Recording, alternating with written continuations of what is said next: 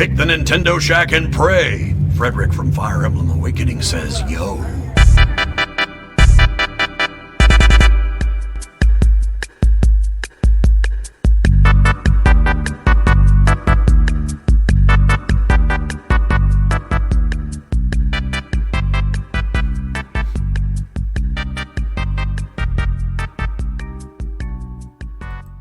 The Shack is back. Greetings, Koopalings, and welcome back to the Nintendo Shack. My name is Donnie Reese, and you are tuning into Nintendo Shack 107, titled Pre-Pokemon Launch to the show. Should we start over? I don't care. It doesn't matter to me. Okay, I'll make it work. I'll edit it. It'll be okay. It's early. At worst, I'll record something. Here we go with Madlib, Patron of the Week for episode, 107? 107 pre-Pokemon launch. So, you want to haunting Pokemon, huh? Well, it's not as yellow as it seems. First off, you'll need to find them. You can catch Pokemon in the wild or in Dublin. Once you have a Charizard or a Blastoise, you'll need to gain its trust. That's not always easy. You can try feeding it or cutting it. Oh, no. But the best way to gain a Pokemon's trust is to ask. Once you and your Pokemon are best sheep, start training. You can do this with a friend or even Kyle. Think of it like training a pillow, only when you've trained enough, should you challenge another engineer for real. After all that work, it would be striped for someone to come along and take your light bulb away. Some of them just sound stupid. That was weird. In those spots, yeah. Anyway, we'll try it again. I got the books. All right, let's start Nintendo Shack. We have a show here. Caroline, I want to start this show talking about last week's show. Yes. I honestly want to almost apologize, but I'm almost in the exact same boat right now as I was last week. So here's the deal. Last week, I had all this work stuff, all these like NCAA meetings that kept me working late. Sure. I was rushing to get home, and there was a ton of traffic, and I couldn't get home. And I got home late.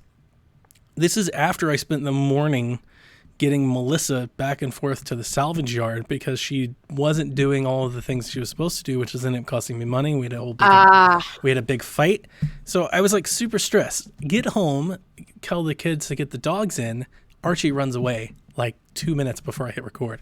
I'm sitting here ready to record after this day I've had. I'm like, I just need to podcast. And then I get a message from you. It's like, hey, I can't make it. And then my dog runs away. And then I've got Bill there, who was a sweetheart. And he was like, dude, let's just postpone. Which, by the way, is like, that's cooler head. That's exactly what I should have done. I should have postponed. I feel like a terrible dog owner to let you know that I didn't go chase my dog. I was like, he usually comes back, and I sent my kids after him. I was like, go find him, go fix it. I don't care. It was just at that moment, at that exact moment in time, like I couldn't take anything. Like I told Bill, I was like, look, I know this probably makes me seem like a bad person. I was like, but here's my answer. I just need a podcast. So let's just roll. Yeah.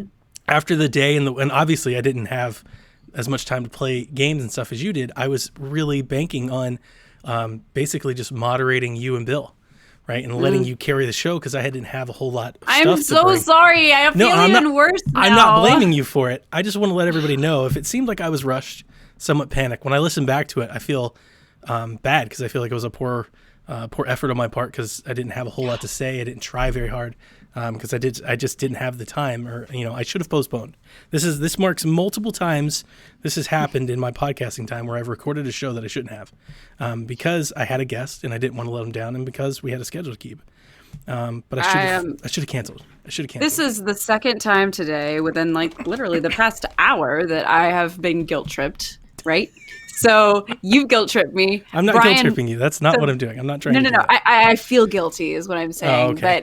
But and then Brian comes out of his shower, and I had not eaten hardly at all today, but he brought me home Fox Brothers that was catered for lunch. And of course I was like, nice. Heck yeah, Fox Brothers barbecue. Heck yeah. And so while he's in the shower, I ate all of it, right? And he goes, but I loaded up the plate enough for 2 people. And he's like, what about me? Well, I feel like that's happened to me before, and that makes me really angry. But that's yeah, he's like, it's okay, don't worry about it. I can eat leftovers. Brian is so sweet and nice. I know. Wow. And I just I'm on the phone with my mom, and my mom's like, "You're not sorry. Nobody's sorry when they get Fox Brothers for dinner." I'm like, "Well, this is true," but I felt terrible. So I'm just having Caro feels terrible about everything. Well, definitely right don't now. on my behalf. But coming home tonight, I was racing home. I'm still in my work uniform, if you can tell, and Nice. I had a flat tire. And it's 4 degrees out there with a wind chill. So I had to get the air up in the tire to get home in time to get here. And then for those of you watching the video feed on YouTube, I am recording for the very first time with our brand new camera that we have purchased for the PSVG house party. So I don't have my webcam as a whole new setup. So I was going through all these tests trying to make sure we were recording. And obviously I didn't turn up Caroline's mic. So the first 2 seconds of the show, she has no audio. So I'm stressed out. It's okay. There's a lot going through my brain. I'm trying to do everything at the same time, and it's just it's not enough. Breathe. I do have notes. I wrote some notes for some things that I wanted to say this week, so I wouldn't forget them. So let's start with the show like we do each and every week, where we talk about what we're up to, what we're doing, and I'd like to start off. And I want to start off with Jack's new Switch Lite. So we got the Pokemon Switch Lite edition, and I don't want to shock the internet with all of the things that everybody already knows about the Switch Lite, but this is the first time I've held one of the units. I think it's the first time either one of us have actually touched or played with a Switch Lite, and the difference is jarring. I mean, it's drastic. It's drastically different. It's so much lighter.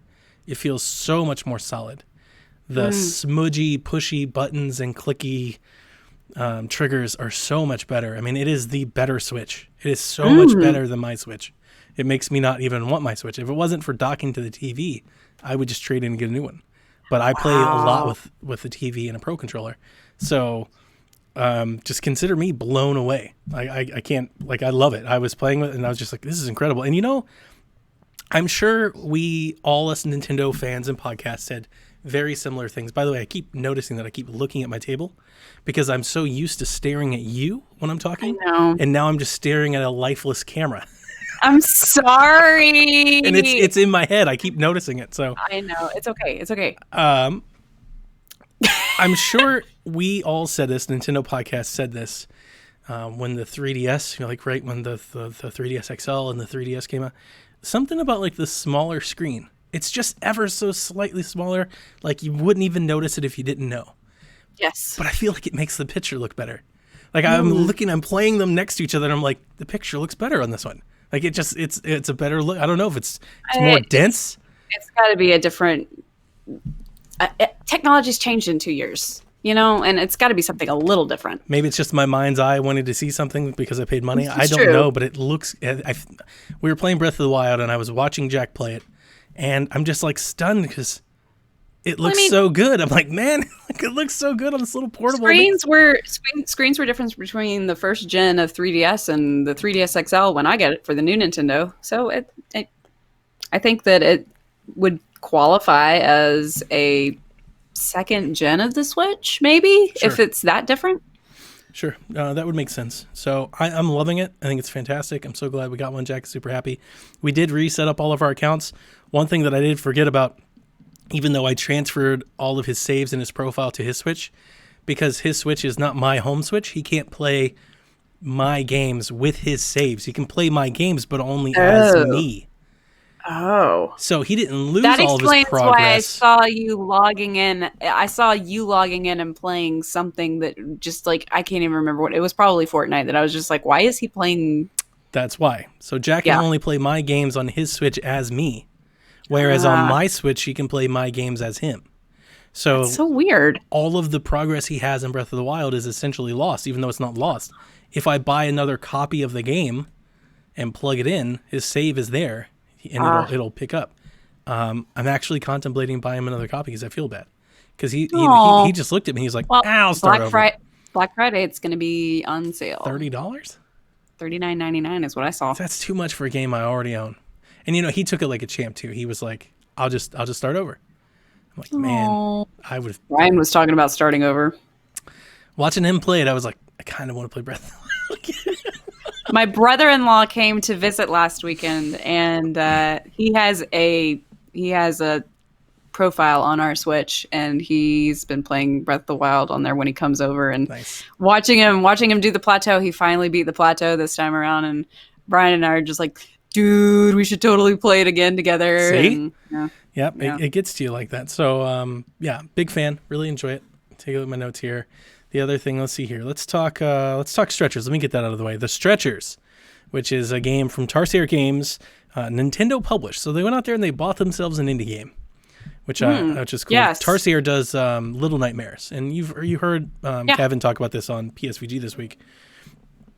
I bought this game, played it last night. It's incredibly adorably dumb, and all the best ways. It's super funny. If you don't know anything about this game, it's very much in the vein of an Overcooked type experience. You and your partner, you have one thing I don't like about it is you have to play. If you play co-op, local co-op, you have to play with Joy-Cons. You can't play with Pro controllers or anything else. You have to split the Joy-Cons. It's mandated. So you have to play with the Joy-Con sideways. But each of you control one person in this little world, and you both have a stretcher, and you pull the stretcher out, and you have to go and collect these people that are dizzy because there's a guy running around called Dr. Brain who's putting everybody under dizzy spells. And you have to go collect them, put them in the thing, put them in the ambulance, and then drive the ambulance to the hospital, and there's like a time limit. The thing that makes the game fun, beyond its wacky physics, because really it's like a ragdoll collection game. right. Outside of that, there are all these little bonuses, secrets that you can get extra points. And there's like you get graded and you gain points for each level, each mission you do. So like we found a safe and we threw the safe in the ambulance and we got points for that. And you find all these different Nice. objects and you can throw, you can combine them, Achievements. do things like that. The very funniest thing, which is on our Twitter at Shack Life, is we were trying to put somebody on I saw the this, stretcher. yeah. Melissa is not good at this. So she puts like just their head on the stretcher. So I'm like, ugh, you did it wrong. So I try to put the stretcher down, but I accidentally put the stretcher on top of the person. So then I go to drag the person out from the stretcher, but I didn't realize that I was still keyed to the stretcher. So my character, for whatever reason, and I can't replicate it, just picked the thing up like Hulk and catapulted the other person into the ocean. No! which was- Oh my gosh. Hysterical. And then when you get in the ambulance, which is probably the most fun in the game because it's like this crazy taxi, it's like a little ambulance. It's kind of like the world kind of looks like a Fortnite world. And you can just drive over everything. You can go through fences and jump off. There's ramps, and you can like flip your truck, and there's no damage or anything like that. So you just go nuts. You're supposed to get over off to the right side of the road. I mean, these guys can come over and do whatever they want. It's $20. I have read in reviews that can be beaten in a couple of hours, but it's not one of those games where it's about beating it. The game is Right. about Just playing it with people. Oh, and I did take the controller away from Melissa because we did the little training intro, and you have one button to pick up things. You have another button to like crouch. You can sing. If you hold a trigger, your person just goes, ah, like nonstop. But you get into the thing where I'm like, all right, I put the person on the stretcher, pick it up. So she kneels down. I'm like, stop kneeling down, pick it up. And then she picks it up, and then she puts it down. So the person falls off the stretcher. And it's just that where I'm going nuts. I'm like, will you just do what you're supposed to do? But You it's not, really are under stress. If you took the controller away from her, Brian I was like, better. Jack, come play this game with me. Because it's like me and your mom are going to get divorced if she doesn't start pressing the correct button. Because it's so simple. It's 3-button game, and you're pressing the wrong one. It took her a while. It took her an extended period to get used to it. But outside of that, it's pretty fun. It's pretty fun. I had like 450 in coins, so I was in it for like $15, which I think is better than 20, bad. obviously. But Yeah. it's fun. It's cute. It's interesting, and I like what it is. I would say it's a great co-op game if it wasn't for Luigi's Mansion 3, which I just completed this weekend. So Yeah. I started talking about this with Bill, and at the time I had just beat the chef. And my Right. opinion, and so this is the point I really want to make. And I'm going to pull up my notes here because I wrote some things down when I was thinking about what things I wanted to say. Because every time we podcast, I feel like I'll get on a rant, and then after You the forgot podcast what is you were over, gonna I'll be like, say, I yeah. had 7 other things I wanted to say. So I'm trying to make it a note to like write down some of my thoughts. If you play this game up until the chef, and you stop because it's not doing it for you, I would understand that. Because if you play it up until the chef, which is like, I don't know, 3 hours into the game, something like that. Not long at all. it very much is Luigi's Mansion. It's the Luigi's Mansion you know. It's the Luigi's Mansion you expect. It's not any worse. It's not any better. It is exactly what you expected the game to be. And to be quite frank, that's what I thought this game was. When I bought Luigi's Mansion, leading up to Luigi's Mansion, everything I saw for Luigi's Mansion, I looked at it and saw Luigi's Mansion, the game that I played 15 years ago, the game that I played 3 years ago. It's the exact same thing. I know this game. It's not that at all. No, it's not.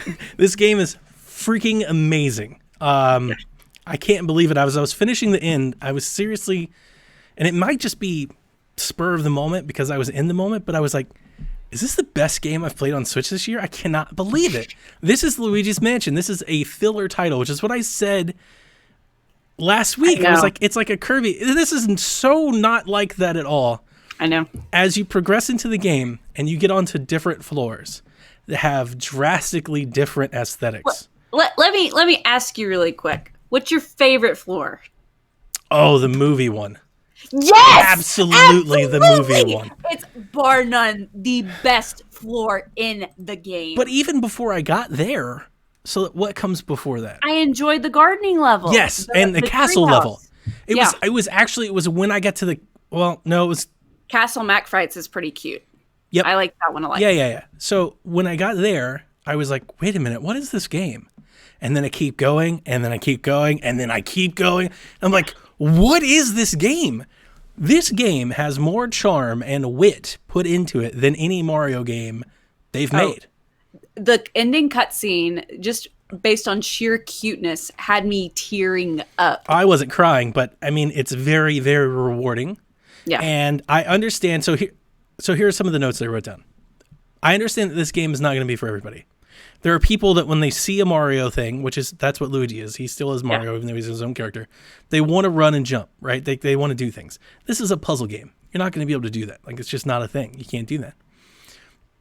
But if you can get over that, if you can like get yourself into a mindset where you're willing to find the puzzles, this game has some of the best puzzle making I've seen in a game in quite some time. And I wrote this down. Here's my number one thought about Luigi's Mansion 3.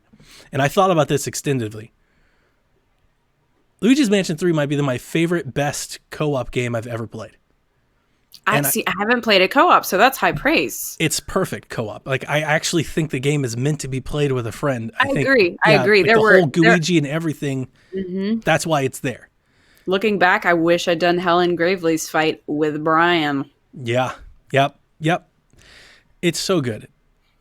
I really, really enjoyed it. I'm so surprised by it. I can't believe I'm saying it. I'm not saying it just because we're on a Nintendo podcast. I think most of our listeners would know that I'm not the type of person that would say that. This game has caught me so off guard, and it was so special that even though I've beaten it, I did not collect all the things. I don't play like you. I will go back and try to collect them all. Nice. I do think I will. The multiplayer, which I did talk about, is good. So there's no, like, I bought it digitally anyway, but there'd be no trading this game in for me. This is a game that if you don't have it, you need to make a point to get it. You don't need to rush out and get it. Play it whenever you want. But this is a must-have for Switch owners. You have to have this game. You have to play it. I'm so excited for Kevin to play it because I think Kevin's going to love this game, and I don't think he even realizes how much he's going to love it. And I'm afraid that I'm overhyping it, but I believe in this game so much that I don't even think I am. God, it's so much better. Just because you like it, now Kevin's going to be completely turned off. So I think he's going to go into it like that, and then the game will win him over. I still believe in the game is so good that it'll win him over. Yes. Oh, man, what a great game. So I was trying to think, like, what are my favorite co-op games? What are the best co-op games? And I was thinking, like, Little Big Planet was really good. Like, Snipperclips is great. Overcooked is really good. Is good. None of them have... You know what this game is? You know what Luigi's Mansion 3 is? It's like the world's best Lego game ever. So if you've ever played a Lego game, they have all these like collectathons and these little worlds and puzzles, but all the puzzles are very samey and they never get more complex, and all the jokes are very samey, and all the world is really samey.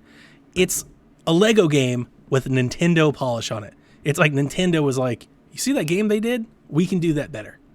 And all the power-ups that you get, and like the slam, and the freaking chainsaw, and all this different stuff that you get to do. Chainsaw. I chainsawed everything.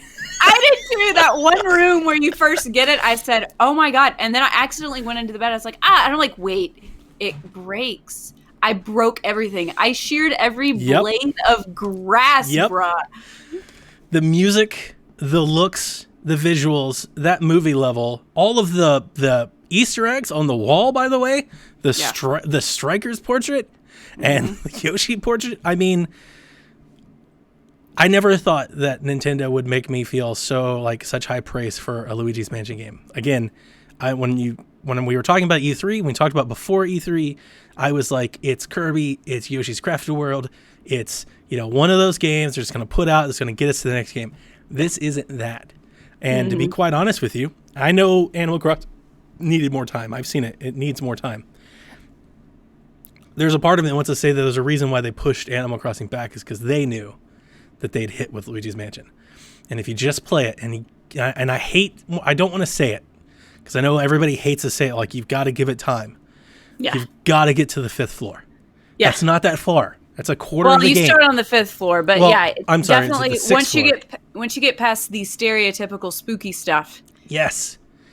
once you get to the castle floor, then it really revs up. There's an Egypt level. There's a garden level. Like, it has all this different aesthetics and all this. Donnie, I loved seeing Egypt and ancient Egyptian stuff, and I was so ready for that level. And then the snakes were so prominent. And I about lost my mind. Like, there were times where I couldn't even, like, go into the next room. It was the one where the sand's, like, the ceiling's coming down and the sand's going up, and you've got to get rid of all the things and everything.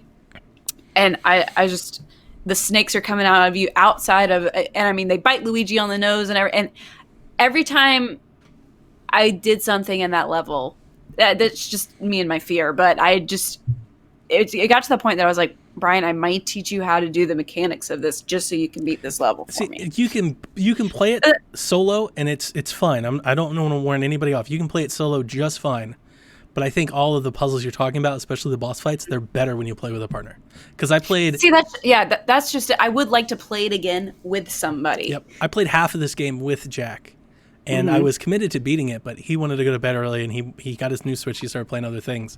So I was like, I'm just going to play it. And he was like, that's fine. And Caroline, I started playing at like 4... I want to say it's like Saturday, Sunday. I didn't stop until almost 1. And I was like, I beat the game. I just kept playing, and I played all. I was like, I'm beating this game tonight. I don't care how long it takes me. I'm sitting here and play it. The only downside that I'll say, and this is very much nitpicky, I did not like going back to the boiler room. I liked the idea that every floor was a different thing. I didn't want to go back. I didn't like the backtracking because it feels so samey, and that made it feel so like padding, And it's already like I won't say it's not like a long game, right? But I played this game for like 15, 20 hours. Well, I think it's about a 30-hour game. If 30 to 40. If you're collecting everything, sure. Like I did. Yeah. That makes a lot of sense.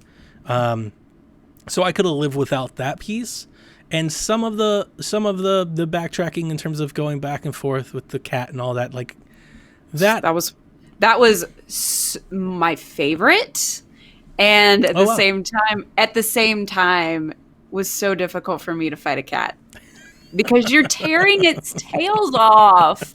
You're tearing its tails off. And Brian's like, no, you're not. It's fine. And then he's like, oh, wait, the tails are coming off. Oh, no, poor kitty.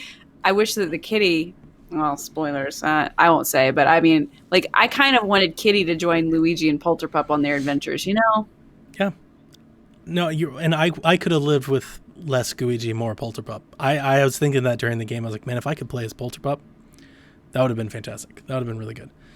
So anyway, I've been reserving any like Game of the Year rankings or anything like that, but I can't help but like playing this game when I finish it. When I rolled credits and I had the last scene, my immediate thought was, this is probably the best Switch game I've played this year. And more so than Astral Chain and Fire Emblem and all the indies. So here in a couple months, whenever we start talking about our favorite games of the year, unless it just sours on me, like, sometimes you get a few weeks away from a game, you have different thoughts about it, but I didn't feel that way. Like, Astral Chain I really loved, and I definitely was like, this is one of the best Switch games I've ever played, or played this year, but it was also like, this is one of the best Switch games I've played this year, but it's not one of the best Switch games I've ever played. I wasn't thinking like that. Luigi's Mansion is like, I love Luigi's Mansion. Like, it's so much better than Odyssey. I would agree. I like It's it better so than good. Odyssey too. But again, if you're not into puzzle games, you're just not gonna like it if you're not into puzzle. And I don't think a lot of I think that's like a niche. I don't think a lot of people are into puzzles, but the action with the ghosts and stuff, I think, make it. This is the most approachable Luigi's Mansion game. This is by far, in my opinion, the best Luigi's Mansion game. I agree. And if you like that Nintendo, I don't know, I want to charm, I guess is the only word. Just that Nintendo magic, that Disney-like thing that Nintendo can do. Yeah, it was very well done. This game has all of it. It has every bit of it. More than any Nintendo game you've ever had, this game has all of it. The freaking T-Rex. I mean, like we're losing. Yeah, there's a T-Rex. Spoilers. T-Rex is in there. Oh, it's fantastic. It was really, really, really good. So, Caroline, sorry to... No, it's fine. I mean, I was just going to come to the plate and talk about how much I enjoyed it. I felt bad having the weekend I had with it directly after the shack that we recorded. Yeah, I know. I mean, now I'm here and we can both gash on it or gab on it. So I love the game. There are probably some mechanics that, having played through the original Luigi's Mansion, I enjoyed. There's something about me that misses the twirling the stick around in order to decrease the ghost's health. Okay. And I know that the new mechanic is just pull in the direction that they're going opposite, and then you do the slam and everything. So I was having to make a conscious effort of, all right, I need to dwindle their health down, and then... Can I interrupt you? Did you at any point change your controls at all? No.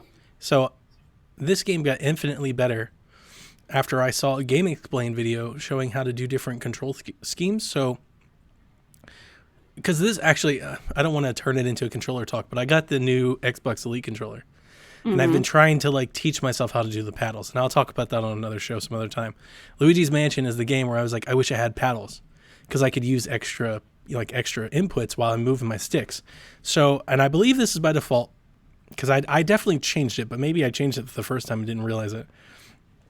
I set my left stick to point instead of like just... I can see that, yeah, where you're trying to aim your plunger so you can, and lock onto something. So you can do your vacuum and move with the left stick without using the right stick. That was important to me because with the right stick, I kept finding myself walking in circles like me and Bill talked about last week. Like trying to do both sticks and something else was too much. Also, all of the actions that you do on the D-pads can all be done on triggers. And once I found that out, I didn't touch the face pads, so I just played completely left stick and triggers.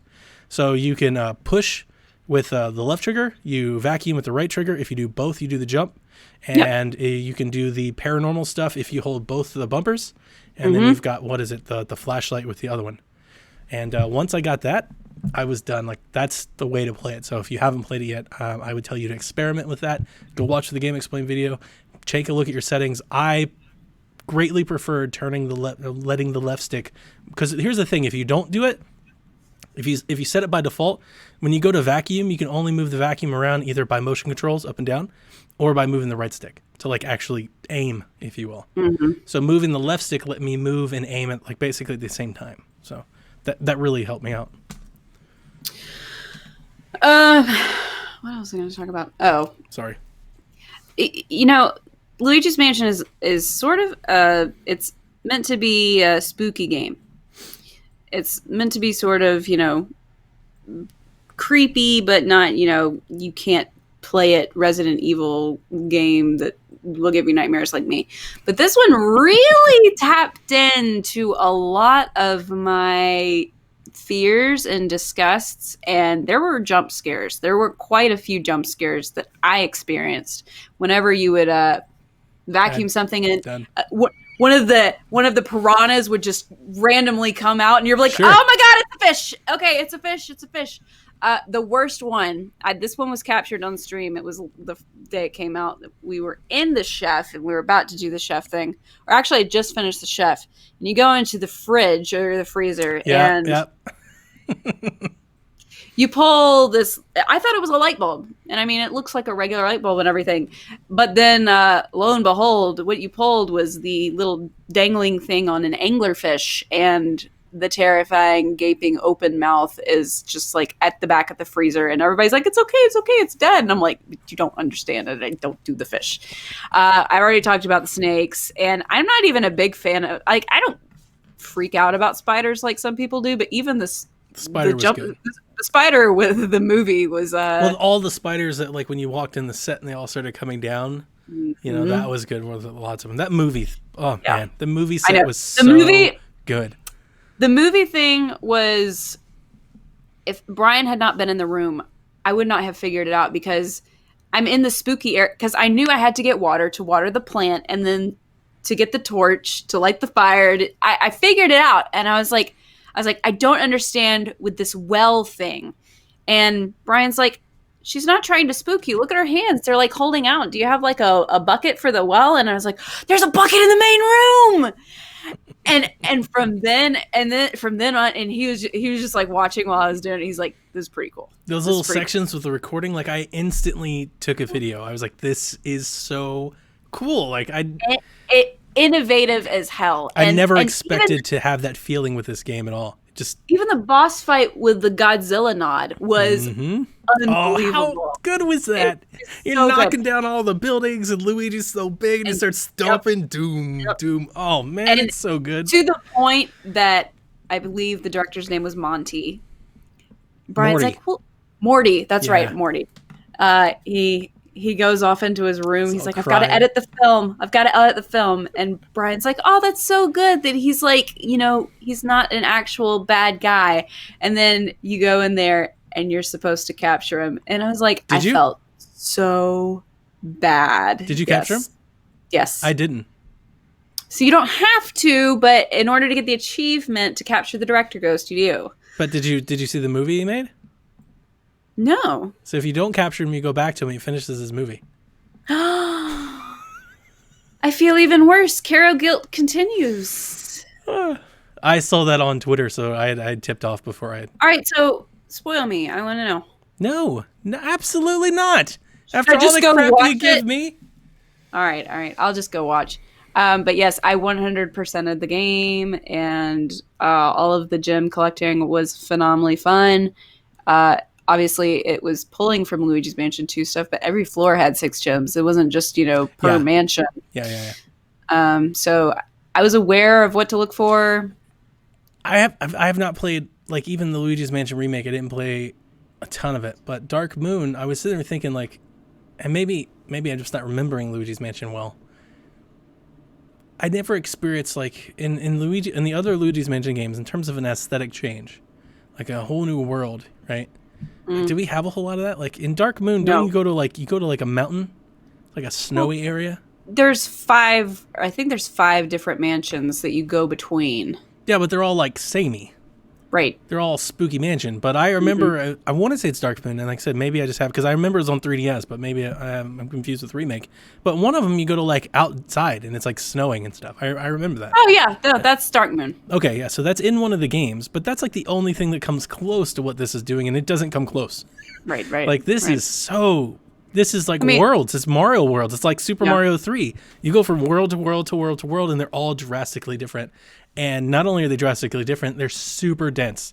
There are hidden clues and things at every corner and every room all the way through. And if you really take your time and go through it all, it's just very, very rewarding to uncover it all. Indeed. Super fun. It's so good. Indeed. Looks so good. I don't have much else to say about Luigi's Mansion. I agree. If you own a Switch, you need to own the game, and you need to play it. Yeah, it's a must play. It now rockets up. Whereas before it was like, wait for it to go on sale. Get it. Like, absolutely not. Yeah. This is a game you've got to have. Yeah. Word.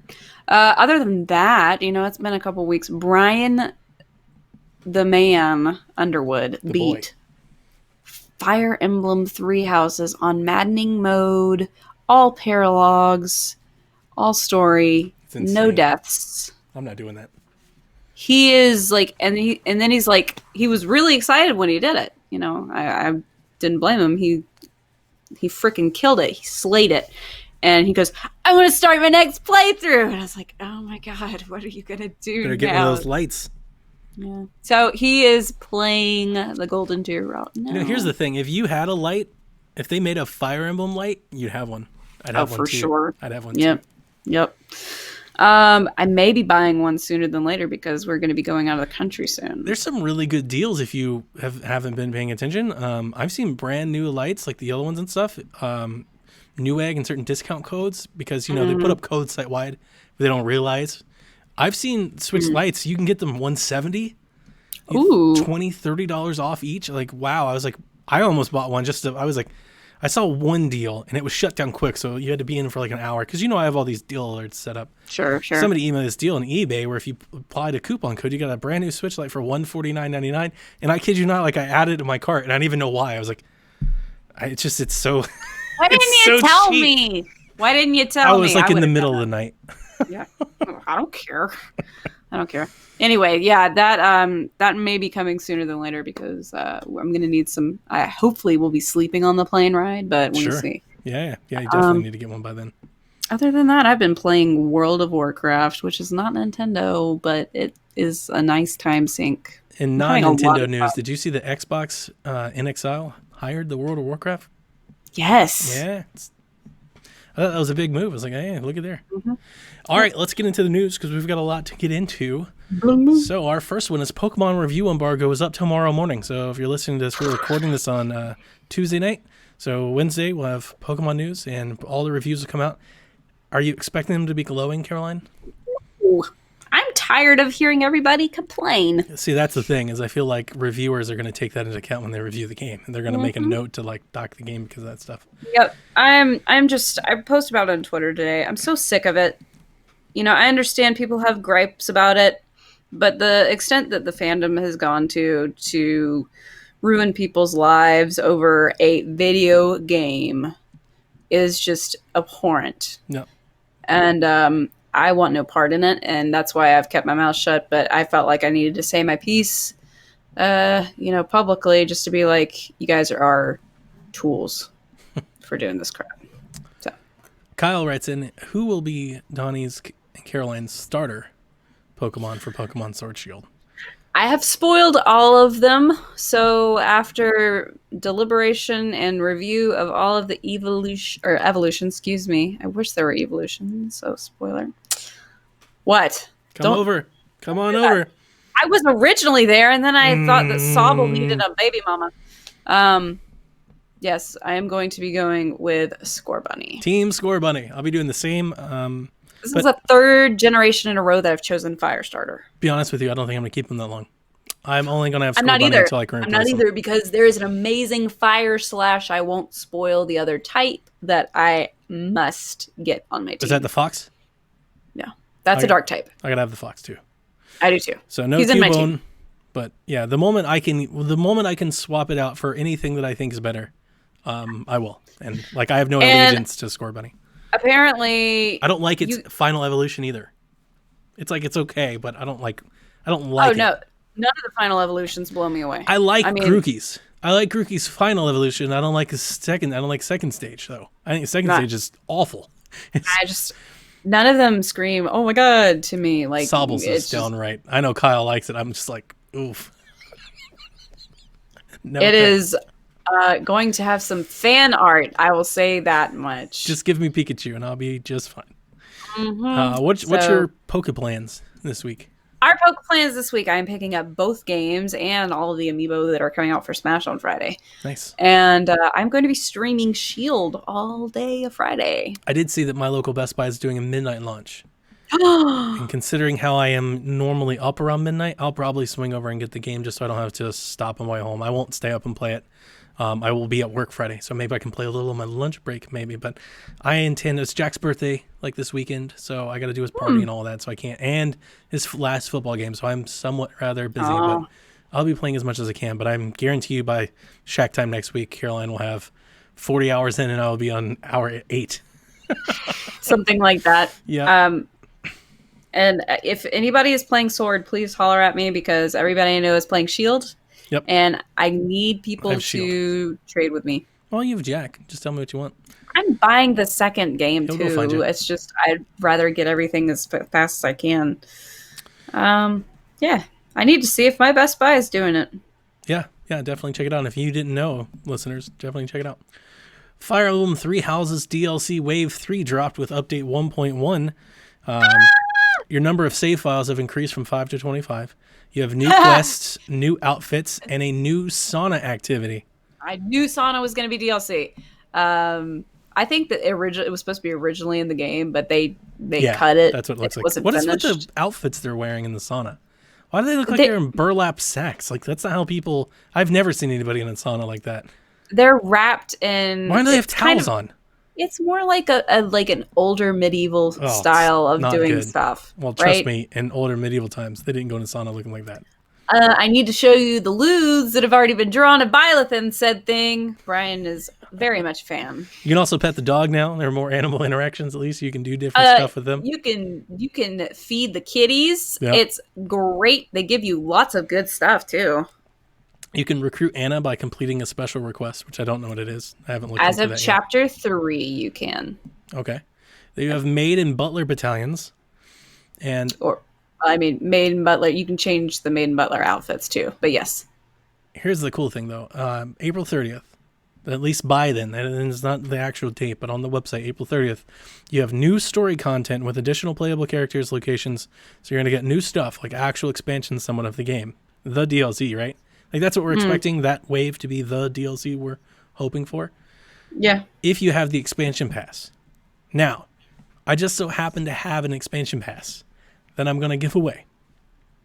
Here's how you can get a chance to win the game. For just the expansion pass, just the DLC. You ask a question to the show next week. I'll take it anyway on Discord or on Twitter or anything between now and next week's episode, and I'll put your name in the hat. Or you leave us a review on iTunes. Give us a 5-star review on iTunes, or you ask a question of the show. I'll put your name in the hat, and we will give that expansion pass away next week. And one of those deal alerts, Wario put out that Walmart was selling, and it was on the website as both the copy of the game and the expansion pass for $24. Yep. So I bought it. I was like, I'll buy it, and I'll trade in my physical copy and just convert to digital. And then it was just the expansion pass, and then Walmart gave me my money back, and then they just let us keep the code. Yep. So I've got a free code. I will give it away to anybody that asks us a question or leaves us a review over on iTunes feed. And Caroline, by the way, I had mentioned this to Sean Capri today. I'm very proud and excited about our Shack feed. This is the first month that any of the solo feeds, like per show, not the whole thing, have done like as well or had as much traffic as the master feed. Really? This month is the first month in like what, I don't know how long we've been doing this now, where we have almost 2 years. More people I don't know, have solo listened feed, to the Shack feed than Shack on the master feed is the better way of putting that. Not that there's anything wrong with listening to master feed. I still listen to the master feed. I am one of those people. Yeah. But I used to give Sean all kinds of crap, and I'd tease him about it because he always wanted us to have our solo feeds. And I'd be like, hey, more people listen to master. That's not true anymore. So pretty cool stuff. So thank you to everybody that's listening. We see you, we appreciate it, and hope you get into this giveaway and keep spreading the word, keep listening. We appreciate it. Am Caroline, I don't even want to touch this one. Tencent wants to make games with Nintendo IP, and they want to learn how to make games from Nintendo. No, it's not gonna happen. So why is this? All right. So why is this a bad thing? Because everything Tencent touches is just like doomed to fail. Okay, but so don't they have like Riot though? They bought Riot. They own Riot Games and now. And it's like League of Legends. So toxic, yes. But I thought it was like also so super popular and like makes money hand over fist. Yeah, it does. Oh, but you know what? It was also that Arena of Valor game that was a MOBA that I played just like League that just super toxic. And I mean, they know people complain about loot crates and stuff and loot boxes, but these guys are like, I'm gonna sell everything to everybody under the sun. And like, I mean, they know what makes the money because people will buy it. I feel like that's that might attract Nintendo's interest. No, I mean, it's stupid things. Like, it used to just be you bought skins for League, and now you can buy different colors of different skins, and it's turned into a complete cash grab. Now, in general, Tencent is, just, they own I don't know how much they own of Blizzard, But apparently, they are the reason that people were complaining that Blizzard shut down the player that spoke out against China and stuff. And Tencent is just, it's I didn't know they were like the thing. I know that they do a lot of, like, they do all of like the China distribution, right? Yes. So that would make sense. I mean, they're obviously, like the biggest gaming company in the world right now, I believe. Course, yeah. So obviously, I'm not as well versed on this. I don't know. Like, I know that nobody likes it, so I'll side with everybody else. But I don't know. Like, I don't know all the reasons why, nor do I really want to know. I don't really care. Mm-hmm. Five Nights at Freddy's is dropping on Nintendo Switch. Five Nights at Freddy's 1, 2, 3, and 4, for that matter, are dropping November 29th. We've had a couple questions here. Kaiju wants to know, how do you think Friday Night at Freddy's will do on the Switch? Personally, I've bought them all already and will most likely buy all of them again. It'll be popular on the Switch because it's popular with kids for whatever reason. And I don't do horror and I don't do these jump scare games with these weird creature characters that have some sort of lore and background of what child died in what year and all that nonsense that Matt Pat on Game Theory talks about. I'm just going to leave it at that. So Five Nights at Freddy's is a huge blind spot for me. I've never played it, ever. I don't know. You would like it because it's horror. I've never watched it, but I think I understand the gist of it. Like, it's kind of like Star Fox Guard, right? Like, you're a person, you watch all the cameras. Stay alive. They're like sentient toys or something on the cameras. Yeah, they're something trying like to kill you. It's like Slender Man, kind of.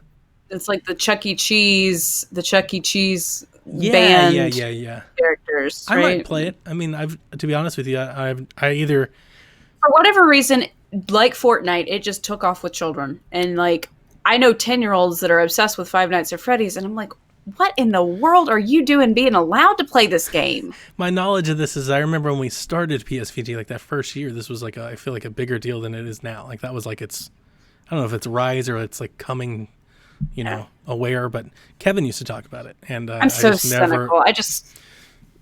Things that are popular. It was always a PC game, and that was another thing. Like, I have a gaming PC and I don't play games on it, so that was a thing. So maybe it's coming to Switch. Maybe, I don't know. I'll look at reviews. I might try one if it goes on sale. I'm not gonna pre-order one, but I might give it a try. Grouchy wants to know if Nintendo let the developers at Five Nights at Freddy's do a game with Nintendo licensing like they did for Cadence of Hyrule. What franchise would you like to see them use and why? I'd quit video games for a while. It's just not my cup of tea, man. I don't think any of Nintendo's franchises fit that game, but I mean, nope. I'm thinking of the mechanic, right? It was like Star Fox Guard, right? Like, I'm right with that. I never played Guard. I own this thing. So like in Guard, you manage all these different video cameras, and you had to it was like a tower defense game that you did like through different cameras. Mm-hmm. So I always got the idea that it was like similar, obviously not the same, but similar.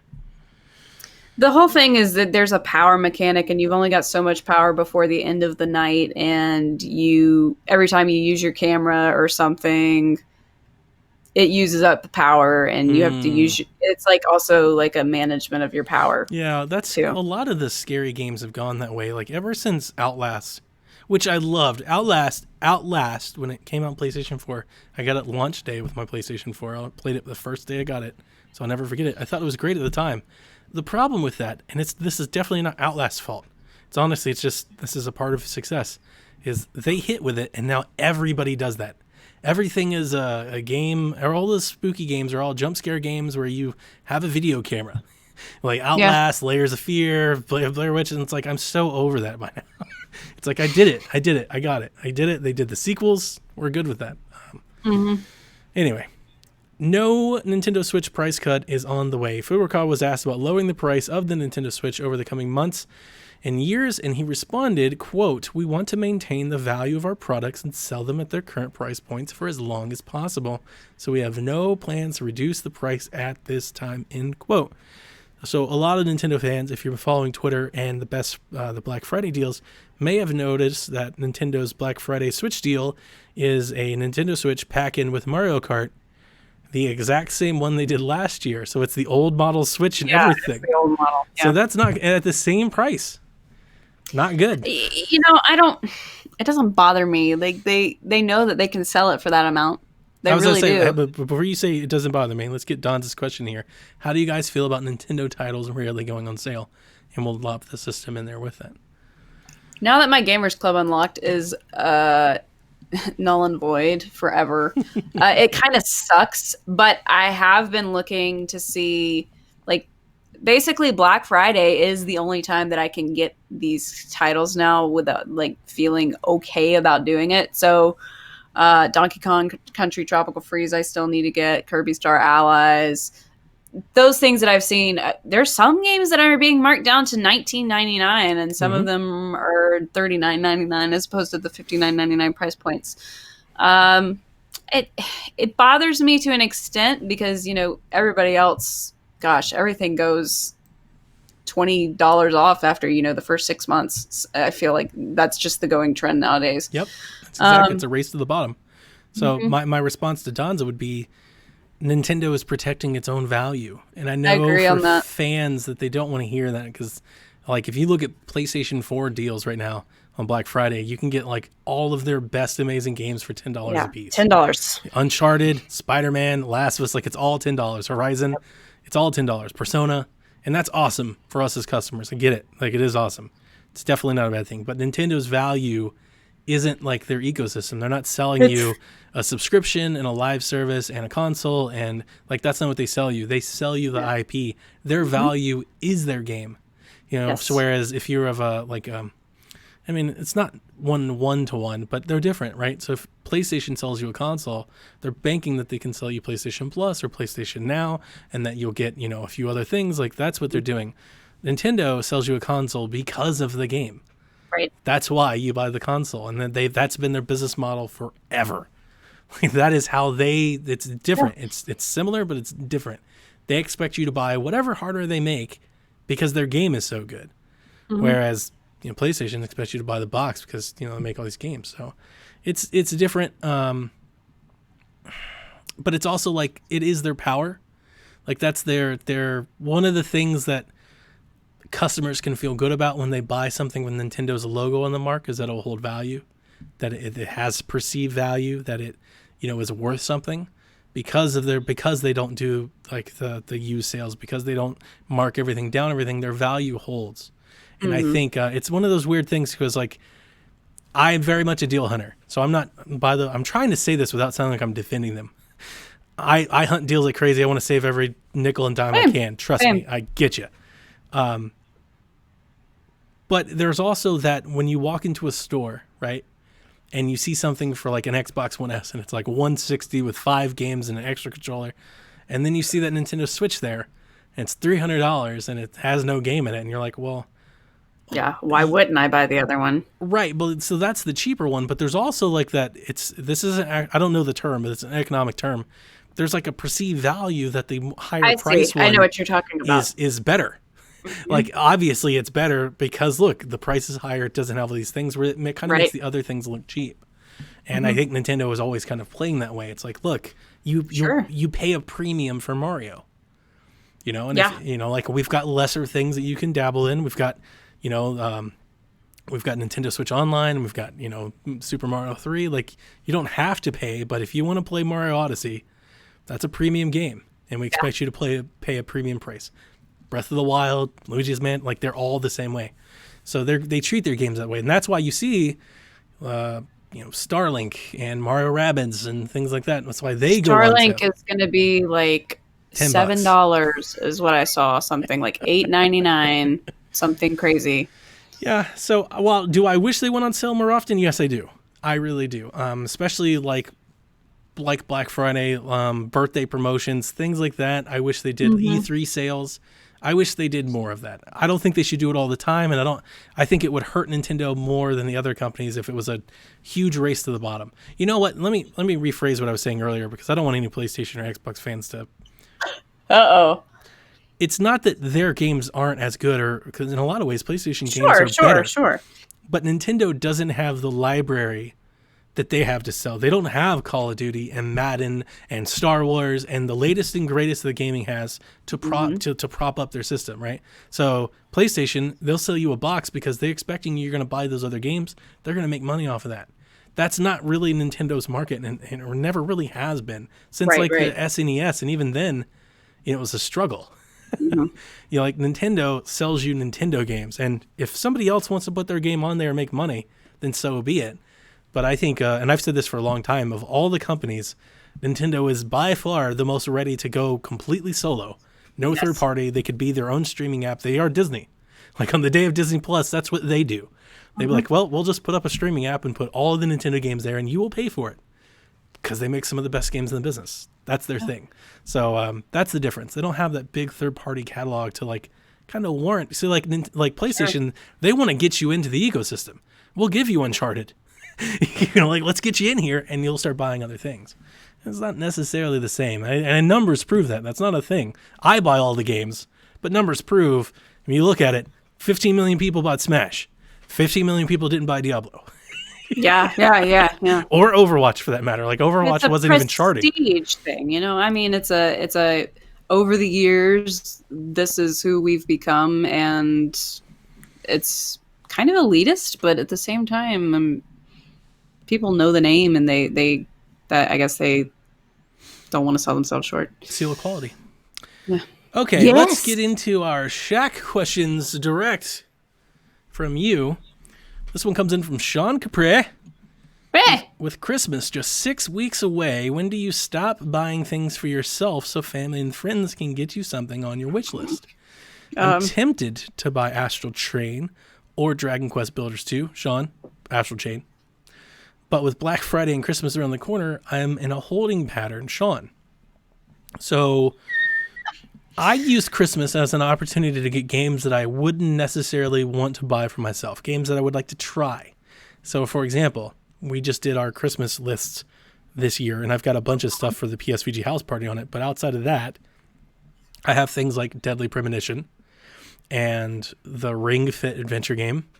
These are games that I would like to try, but I don't want to pay $60 for them or whatever price somebody gets them for, right? So I will gladly put them on my wish list. And if somebody gets them for me, I will try it out and see if I like it, and maybe I love it. I also put the Resident Evil triple pack on there. I already have the Resident Evil games, but if I got a triple pack on Switch under the Christmas tree, I would totally be happy and I would play them. So if I want to play a game, I'm going to buy it because I want to play it. That's like a different thing for me. So I would just, it's very different than me. It's not about a money savings thing. It's just, if you want to play Astral Chain, which you should go buy it. Right, you should play it because it's great, Sean. It's one of the best Switch games of the year. I never stop because I hate getting gifts. I hate getting presents. I don't like birthdays and Christmas because I don't like people making a big deal about me. I like getting people gifts. That's fine. I just don't like receiving them. I don't feel like, people need to spend their money and their time on me and all that stuff. That's just how I've always felt. And I don't know. I'm not going to stop. And everybody complains about me. They're like, Caroline, just stop buying things so we can buy you something. And I'm like, I've got an Amazon wish list. It's full of plushies that I'll never buy otherwise. Why don't you go ahead and look at that? And it's all video game plush. So either that or it's video game books that I've been meaning to buy or, Ooh, hang on to that. That's a good answer for the next question. Okay. I do want to say, Sean, as I got my new camera, I have all kinds of stuff for the PSVG house party, which you still have an open invite to. You need to come join us in Ohio, buddy, because we need somebody to help me with the green screen and lights and stuff. I don't know how to do any of that. A tint, wink, wink, and nudge, nudge. I'm very excited, by the way, about the house party. I can tell. Spent so much time setting up the damn camera. Turkey wrote in, what are some game-related Christmas gift ideas that aren't actual games? Which is, there you go. Yeah. I adore video game books. Right behind me, you can see You mean like this whole art books? shelf. No, not just that. This whole thing, this whole shelf. So, the Zelda, or Dark Horse makes a lot of good Zelda lore books, History of Hyrule, or Hyrule Historia. Dark Horse makes a lot of good video game everything. Yeah, I think they got a contract with Nintendo because they do a lot of Nintendo figures too. My Last of Us statue is coming. Yeah. I'm so excited. Did I tell you I bought that, by the way? Yeah, you told me. It is one of 500. I didn't know that when I bought it. Yeah. They are, I love limited things. So yeah, I am the girl to talk to about video game memorabilia Yes. that is not a game per se. I collect video game plush. I collect figures. I collect books. I collect music.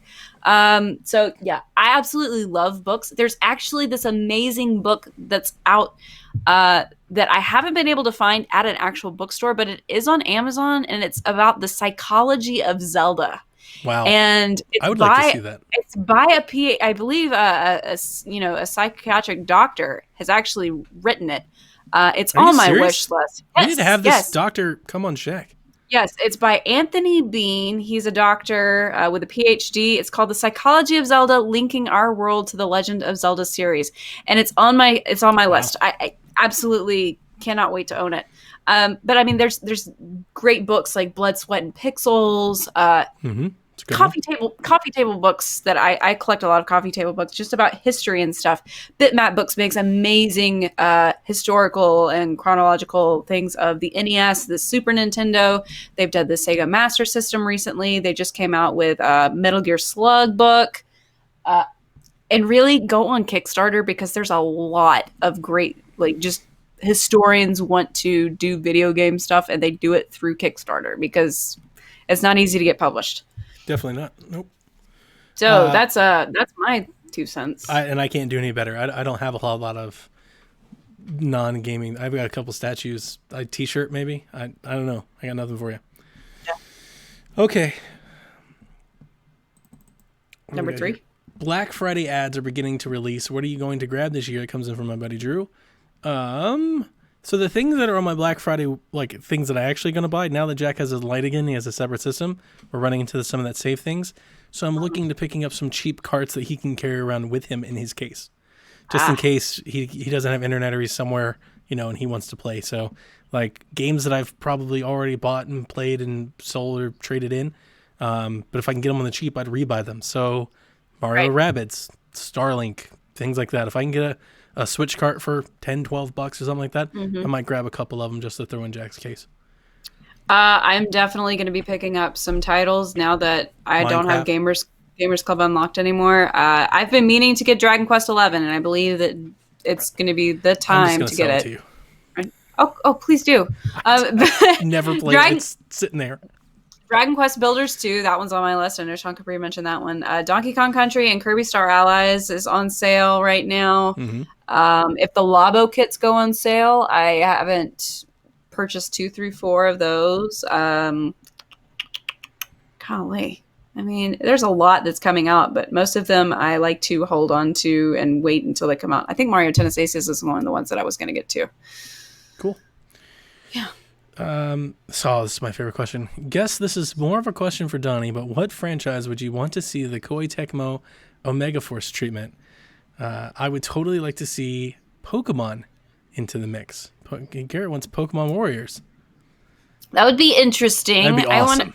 I want to say, like, I feel like the most, like, Pokemon Rumble, the Rumble games are they've got those mobs, so, like, but Pokemon Warriors would be kind of what we've always wanted in terms of like a 3D open area Pokemon game. But the problem is that there's so many Pokemon that to make that game would be it'd be the same thing we're running into now. It'd be such an effort. Literally doing grunts of Caterpie and Weedle and just stuff like that. They'd have to be very, very selective.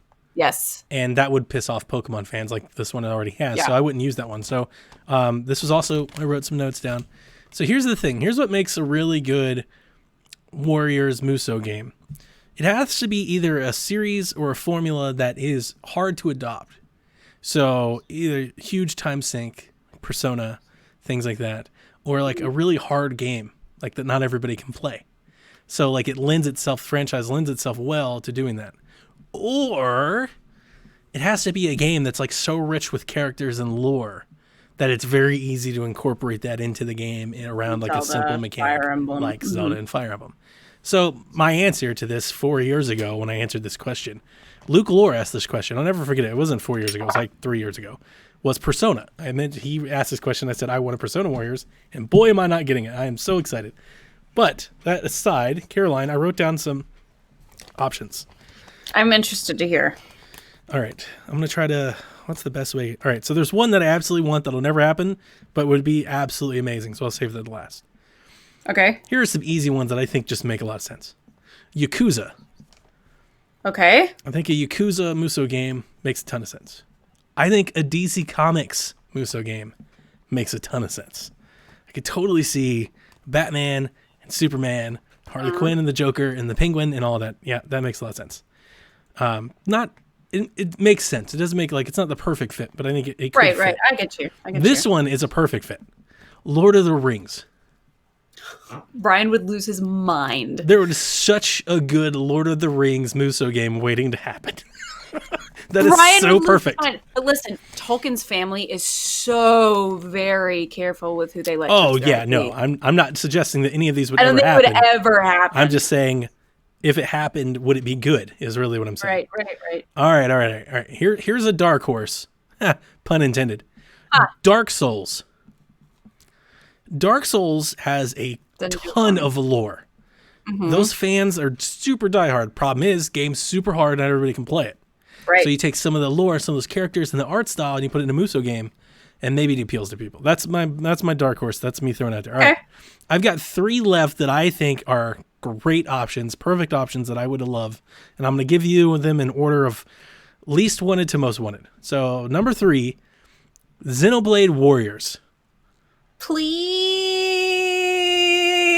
Xenoblade Warriors would be so amazing and fantastic. There's so many different characters that you could do all these different timelines, just like Hyrule Warriors. You can have them all coming and going and different weapons. Oh, it'd be so It's good. all alternate realities. Exactly. So it's perfect. I really love this one. It's not my most favorite, but it probably should be. I just really want something else from this series and just something else, but Castlevania Warriors. I think Castlevania would be good. That'd be such a really cool way to bring a lot of the history of that franchise back into modern time. Right. All right, my last one and so a couple others that I was thinking about. So I was thinking Kingdom Hearts, because the damn thing doesn't make any sense and nobody knows what that is. But isn't that game already like a hack and slash game? It's like a hack and slash RPG. It's very Xenoblade. And I was also thinking Final Fantasy. Those were other options that I was thinking of. Final Fantasy is so big that they would piss off anybody whose character didn't get in from whichever game. I know people expected me to say this, so I kept it for last because I didn't want to just give you the immediate answer. No More Heroes is the game that I would absolutely die if they ever made a Musou game for, because it would be amazing. There are so many incredible characters in that, and the art style is so perfect for a Musou game. And Travis Touchdown has a beam katana for it's made for that. That's exactly what that's what the game should be. No More Heroes 3 should just be a Warriors game with all these amazing artwork and style in it. And it should be so blood and gory and grungy. Oh, it'd be fantastic. Mercy. Do you have any options? No, I think Xenoblade's perfect. Yeah, Xenoblade's really, really good. I mean, give us a third game, and then you have enough characters really chock full. You're good to go. I had another one. It didn't fit my initial definition, but I still think it would be absolutely hilarious if they ever did it. I can't believe I'm going to say this. All right, you got this. It's a bit of a stretch, but let me take you on a walk with me here. Lego Warriors. Yeah. It's an open world Lego game where everything's destructible, and you beat up all your enemies, and they fall to little bits. That's so sad. How cool is that? It could be so funny. I don't know. Because I looked on Twitter, somebody said Star Wars Warriors, and I was like, all the games are already kind of but then I thought Lego Star Wars, and I was like, oh, it's if you ever played Lego City Undercover, if that was a Warriors game, but that funny and that goofy and dumb, Lego Movie dumb, and there was Batman and all these, you could, because the Lego universe is massive. Mm-hmm. You could make a very awesome Lego Warriors game out of that universe if you really wanted to. And it'd be better than some of the Lego games. Okay, last question for this week's Shack before next week, when it's all about the Pokemans. Rachel writes in and she wants to know, what are you looking forward to after Pokemon? Seems like there isn't much happening until Animal Crossing drops in March. I was about to say Animal Crossing. I have a lot of games that I have bought but haven't played.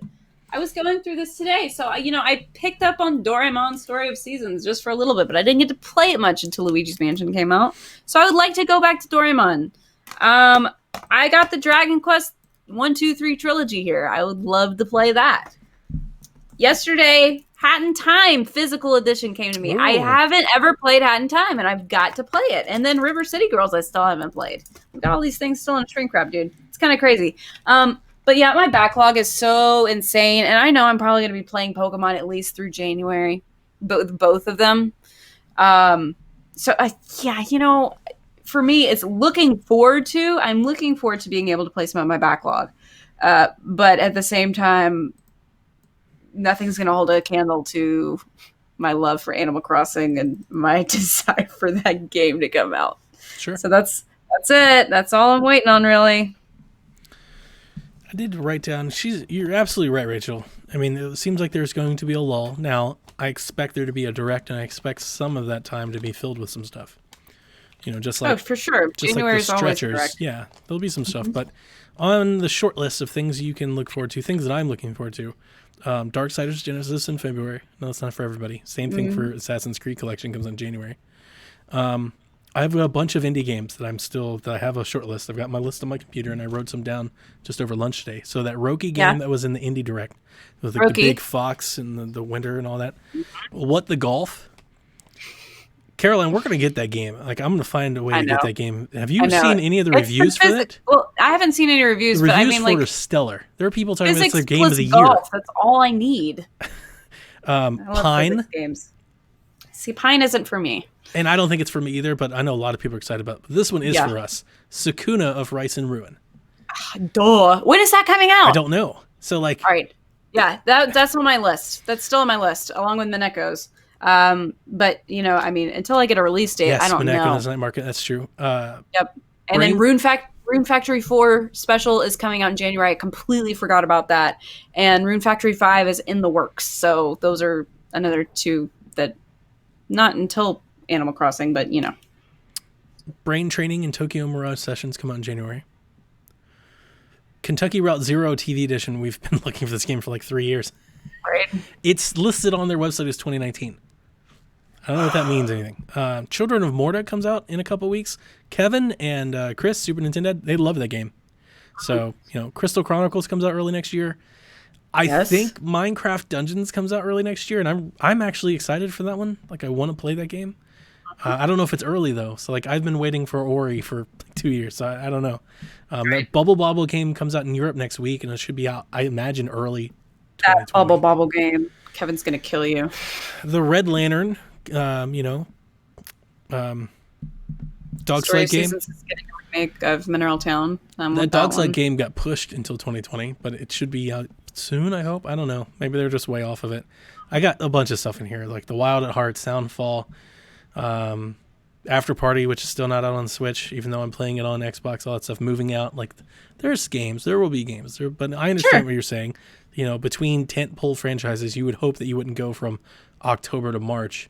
But I guess Nintendo is probably counting Tokyo Mirage Sessions as a somewhat of a release. Yeah, that's coming out in January. I mean, we know that 2020 there'll be another port and another game. Yeah, that'll happen. There'll be another port and another game in there, I'm sure. And we'll get the Smash DLC character, the 5th character. Oh, that's true. That'll probably be at the Game Awards. If they don't do it in the direct before. They may announce it at the Game Awards, yes. So they might do a direct where they announce it. Okay, so here's the thing. I don't think we're having another direct till January. Let me ask you a question then. At the Game Awards, what do you think is more likely, or both? Bayonetta re-reveal or Smash character? Both. You think you'll get both at the Game Awards? I think Bayonetta is like... They teased it, 2 years ago now. Yep. And now would be the time to kind of bring it back. Know. Yep. People have been wanting to know, but I also think that that big of a stage, didn't they announce Joker? They announced Joker last year. But they announced Bayonetta 3 the year before that. Right. So both have been unveiled at the Game Awards. So the question is, would you get something completely different now, or if I had to bet, I think I would slide my money towards Bayonetta, unless there's something wrong with Bayonetta we don't know about, which there might be. Like, people have speculated that the game has been like redeveloped, like, rebooted. But if they've been working on it, what they expect to be working on it, like they did Astral Chain, we didn't know about it. So like if they've been working on it, I would expect it by now to be somewhat like ready to showcase, especially if it's going to be next year. Sure. It makes sense to get it back out there. If Bayonetta isn't next year, I will be shocked. Yeah, I don't know if I'd say shocked, but I agree. I expect it to be next fall. Yeah. I mean, you teased it at the end of 2018. Right. So end of 2017, excuse me. So kind of like they did with Zelda, where they showed a trailer and then they came back years later. Like, now would be the way. So you showed Bayonetta 3. They told you it was the thing. Now let's give you a gameplay trailer. Yep. Let's show you how awesome Bayonetta 3 is, and then announce like a release date. Mm-hmm.